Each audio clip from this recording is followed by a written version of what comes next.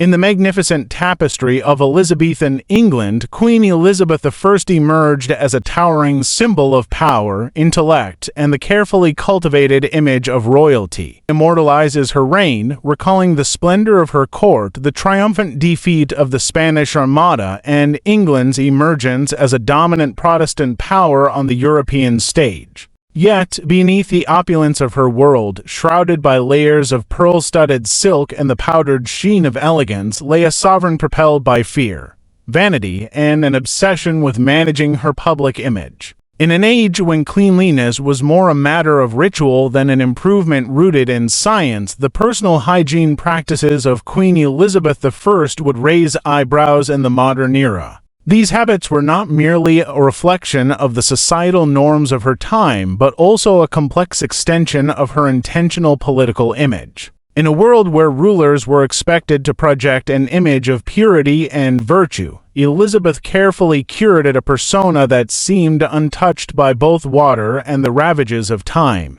As we delve into the unusual and revealing hygiene customs associated with Elizabeth I, we find ourselves peering into the extremes she embraced in her relentless pursuit of preserving the myth of her royal identity, even as her physical form began to betray her. The court of Elizabeth I dazzled with wit, poetry, and an ambience of opulence. However, one of the more bitter ironies of her reign lay in her obsessive love for sugar. In a time when refined sugar was a luxury and extravagant rarity hoarded and counted like precious gems, Elizabeth partook in it with regal abandon. She relished candied violets and sugar-drenched marzipan, indulging in preserved fruits and other elaborate confections that adorned her table. To possess sugar was to wield power, and she consumed it as though it symbolized the burgeoning wealth of England itself. Unfortunately for her, dental hygiene in the 16th century was woefully inadequate, leading to tragic misconceptions about care. The Queen is believed to have employed a sweetened paste made from sugar and herbs to clean her teeth. This misguided practice accelerated decay rather than safeguarding her smile, with abrasive powders and sugar eroding her enamel and rendering her teeth vulnerable to rot. By the 1590s, foreign envoys observed that her teeth had turned black and that several had completely fallen out, while John Gerard, an herbalist of the time, noted that her breath was so foul it could unsettle those around her. Some courtiers reportedly had difficulty understanding her speech due to her missing teeth. Despite her physician's insistence on painful tooth extractions, Elizabeth resolutely refused to undergo the procedure. One daring courtier even chose to undergo a tooth extraction in her presence, attempting to illustrate that the process was survivable. Remarkably, the influence of Elizabeth's decaying smile reached far beyond her private circle. Noble women at her court began darkening their own teeth with soot and charcoal in a fashion that was less about beauty and more about imitating the Queen, establishing a trend of blackened teeth as a sign of wealth and royal association. In the stratified society of Tudor England, even signs of decay could be aspirational so long as they originated with the Queen herself. Among the numerous sayings attributed to Elizabeth I, one of the most enduring phrases is, "I bathe once a month, whether I need it or not." While the authenticity of this statement is debated, it captures the essence of a time when water was not regarded as a cleansing agent but as a potential source of danger. Frequent bathing was thought to invite illness and cause an imbalance in bodily humors, while exposing individuals to harmful vapors or miasma believed to be a conduit for disease. For Elizabeth, bathing was far from an everyday occurrence. Instead, she adhered to an elaborate regimen involving the frequent changing of her linen shifts, garments worn directly against her skin. These garments were believed to draw out impurities and keep the body clean solely through contact. Soap and water, Elizabeth favored rose water, vinegar rinses, and intricate herbal infusions concocted by her palace apothecaries. Her attendants applied these fragrant mixtures delicately, not only for refreshment but also to provide a protective layer in the absence of running water. The palaces she occupied lacked plumbing. When bathing did occur, it became a logistical feat involving wooden tubs, heated water transported in buckets, and the coordination of at least 3 servants. This extensive effort rendered full immersion a rare luxury akin to the preparation required for a coronation. Nevertheless, by the standards of her time, Elizabeth was considered clean. She owned hundreds of dresses, filled her spaces with fragrant gloves and handkerchiefs, and demanded impeccable attention to every aspect of her appearance. However, this cleanliness was one rooted in the illusion of cleanliness rather than genuine sanitation.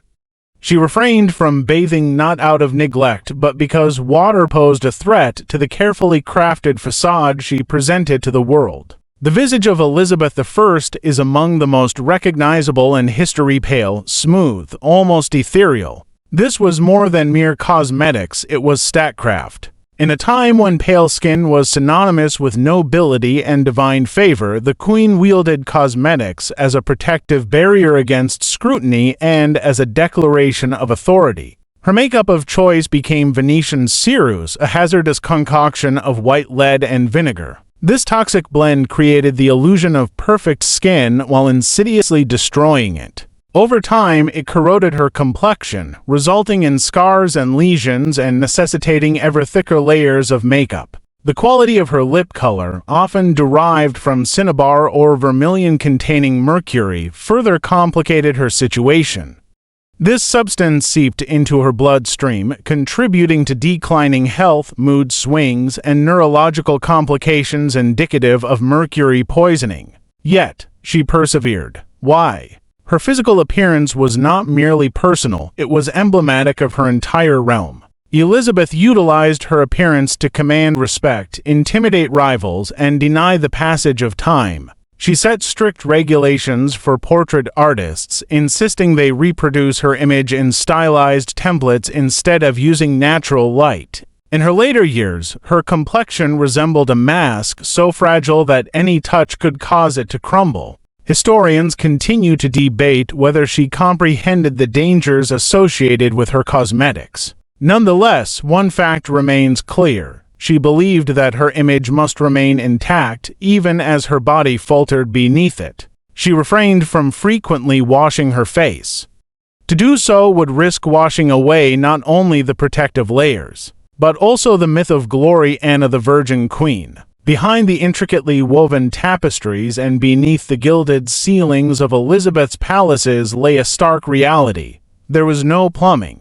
Despite her regal status, Elizabeth I was ensconced in an environment that was more medieval than modern. Her residences, such as Hampton Court and Richmond Palace, were devoid of toilets, sewage systems, or running water. Instead, human waste management relied on methods that had changed little since the Middle Ages. The Queen's exclusive private toilet, known as a close stool, was essentially an ornate cushioned chair with a hole cut in the seat, beneath which sat a ceramic chamber pot. This pot required frequent emptying, cleaning, and perfuming throughout each day, a task performed not by faceless servants but by one of the most trusted officials at court, the groom of the stole.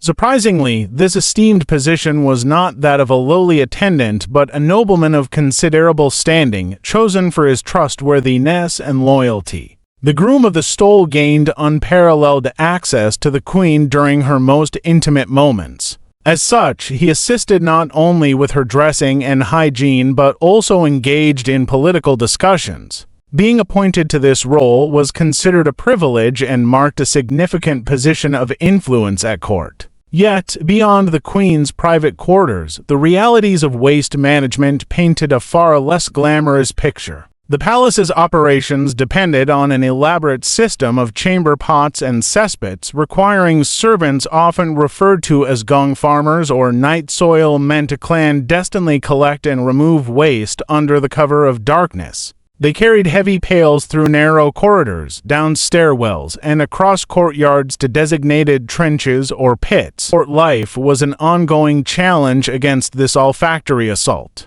To combat the smell, herbs like lavender, rosemary, and sweet marjoram were liberally strewn or burned as incense. Rushes, spread across the floorboards and perfumed with oils, frequently fell victim to neglect and were not changed with regularity. Underneath them accumulated layers of dirt, hair, leftover food, and other unmentionable filth. Even Elizabeth's movements were strategic, as she frequently traversed between royal residences, not only for political reasons but also as a means of escaping the inevitable buildup of waste. Without proper plumbing, no amount of magnificence could stave off the decay and odors that inevitably spread through a palace. The longer the court remained in one location, the more unbearable the stench and health conditions became. Intriguingly, the court of Elizabeth I represented a world steeped in contradictions, where perfumes concealed decay, velvet-lined seats discreetly shielded chamber pots, and the most powerful woman in the realm coexisted with the unrelenting odor of humanity.